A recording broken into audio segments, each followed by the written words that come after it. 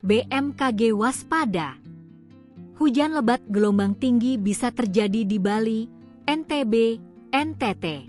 Badan Meteorologi, Klimatologi, dan Geofisika (BMKG) terus melakukan pemantauan intensif selama 24 jam terhadap perkembangan bibit siklon tropis 93S yang saat ini terdeteksi di Samudra Hindia Selatan Nusa Tenggara Barat, NTB.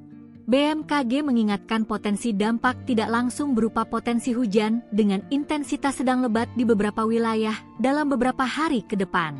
Kepala BMKG, Teguh Faisal Fathani, menjelaskan bahwa dampak 93S mengakibatkan beberapa wilayah, antara lain Bali, Nusa Tenggara Barat, NTB, dan Nusa Tenggara Timur, NTT, berpotensi mengalami hujan dengan intensitas sedang hingga lebat. Selain itu, gelombang tinggi kategori sedang 1,25-2,5 m berpotensi terjadi di Samudra Hindia Selatan Jawa Timur hingga NTT, perairan selatan Jawa Timur, serta Selat Bali, Lombok, Alas bagian selatan. Berdasarkan hasil analisis BMKG, kecepatan angin maksimum di sekitar sistem saat ini mencapai 15 knot, 28 km per jam, dengan tekanan minimum 1009 hapak. Pengamatan ini menunjukkan awan konvektif di sekitar 93S belum terorganisir dengan baik sehingga proses penguatan sistem diperkirakan berlangsung lambat dalam 24